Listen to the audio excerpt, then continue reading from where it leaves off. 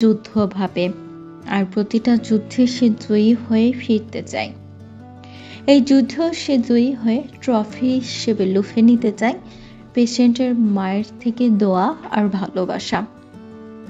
এই অপারেশনটা যেমন ঝুঁকিপূর্ণ, তেমনই রোগ নিরাময় হবার জন্য একটি মাধ্যমও বটে।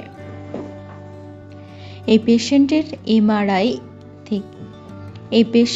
এমআরআই থেকে মাথায় একটি অ্যানিউরিজম ধরা পড়েছে। মস্তিষ্কের অ্যানিউরিজম মানে মগজের কোনো ধমনীতে রক্তচাপ বেঁধে একটা জায়গা ফুলে ওঠা। এ ধরনের অ্যানিউরিজম প্রায় কয়েকশো মিলিমিটার পুরো হয় এবং তার কোনো উপসর্গ থাকে না। অ্যানিউরিজম যতক্ষণ পর্যন্ত ফেটে না যাচ্ছে ততক্ষণ আশঙ্কা কিছুই নেই, কিন্তু ফেটে গেলে ভয়ঙ্কর কিছু ঘটে। অর্ধেক রোগী সঙ্গে সঙ্গে কিংবা কিছুক্ষণের মধ্যে মারা যান। প্রায় 4 ঘন্টা পর আদ্রিয়ান ও অন্যান্য ডক্টররা ওটি থেকে বের হলো। মেয়েটির মা আদ্রিয়ানের সামনে গিয়ে হাউমাউ করে খেতে বলল, বাবা, আমি তোমাকে একটু ছুঁয়ে দেখতে পারি? তোমার হাতে যশ আছে। আদ্রিয়ান মুচকি হেসে ওর মায়ের হাতটা ওর মাথায় বসিয়ে দিল। উনি কেঁদে কেঁদে আদ্রিয়ানের জন্য দোয়া করল। আদ্রিয়ান মুচকি হেসে ওনার হাত ধরল। উনি থরথর করে কাঁদছেন। আদ্রিয়ান ওনাকে একটি চেয়ারে বসে মৃদুভাবে বলল, একজন মায়ের চোখের পানি আল্লাহর দরবার থেকে ব্যর্থ হয়ে ফিরে যায় না। আল্লাহ ভরসা, ধৈর্য ধরুন, সব ঠিক হয়ে যাবে। একথা বলে আদ্রিয়ান চলে গেল। ওর পুরো শরীরে রক্তে মাখামাখি। টানা 4 ঘন্টা পর ওটি থেকে বের হয়ে গেছে। সাকসেস কথাটা শুনে পেশেন্টের বাড়ির লোকদের হাসি মুখ দেখে ও যেন সব কষ্ট ভুলে গেছে। আদ্রিয়ান ওর কেবিনে গিয়ে একেবারে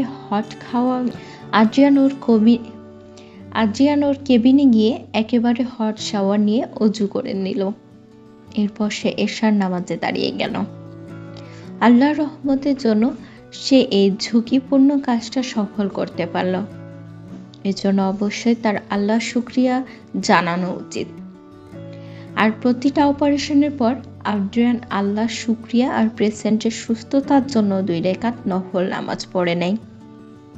আর এটা করে আসছে সে প্রথম যেদিন অপারেশনের সাকসেস হয়েছিল সেদিন থেকেই। এরপর পরের দিন কালকে রাতের রূপের খালা, খালু, রাহিদ আর রূপ মিলে রাত অবধি গল্প করেছে। শেষ রাতের দিকে সবাই ঘুমাতে গেছে। আর যাওয়ার আগে নাহিদের আব্বু মেন গেটে বড় তালা ঝুলিয়ে গেছে। বড় বাড়ি, দিনকাল তো ভালো নয়। চোর ডাকাত তো বিবেক বুদ্ধি নেই, যখন তখনই হানা দিতে পারে। এর জন্যই মেন গেটে দারোয়ান থাকা সত্ত্বেও উনি তালা দেন। কারো রাতে ঘুম হয়নি, এজন্য সবাই 8টার দিকে ঘুম থেকে উঠল। এদিকে সংবাদপত্রের প্রথম পেজটা খুলে একটা মেয়ের ক্ষতবিক্ষত লাশের খবর পড়ে হেডলাইন করা আছে।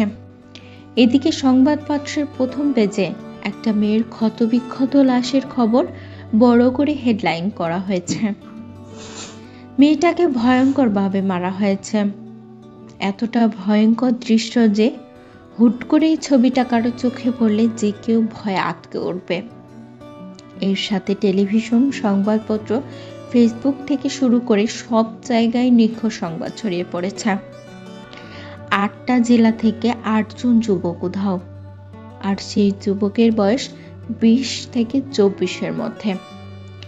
এদিকে সবুজের মৃত্যু, তারপরে এই মেয়ের মৃত্যুর সংবাদ, তার উপর মরার উপর খাড়ার ঘা হয়ে পড়া 8 জন যুবক উধাও। এসব নিয়ে প্রশাসনের লোকরাও হিমশিম খাচ্ছে। খুনিকে ধরতে গিয়েও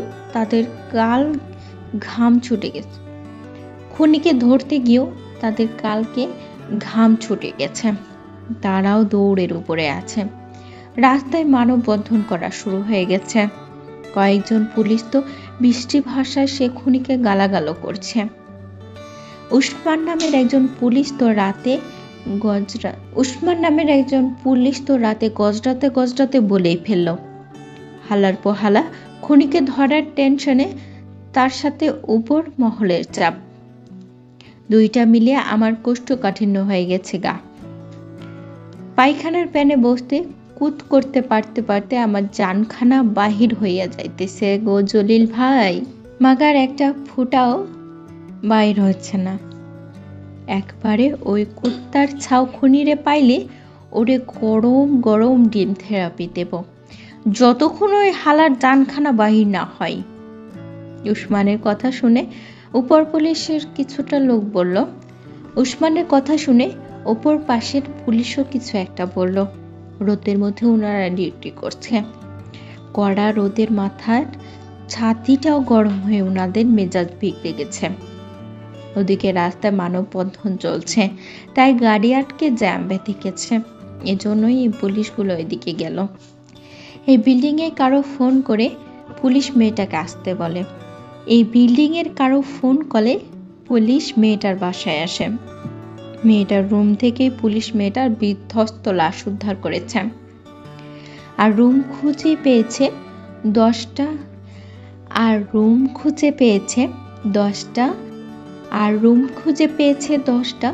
জন্ম নিরন্তরকরণ প্যাকেট।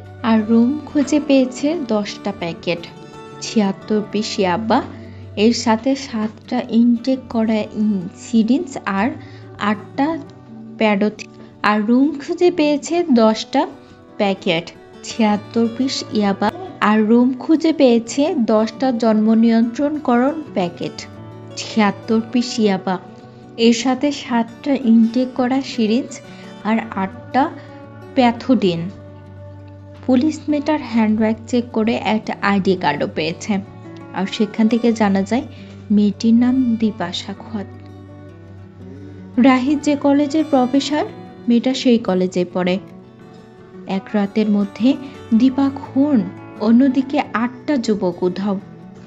কে আছে এর পেছনে? সে কেনই বা এমন করছে? আর তার আসল উদ্দেশ্যটাই বা কি?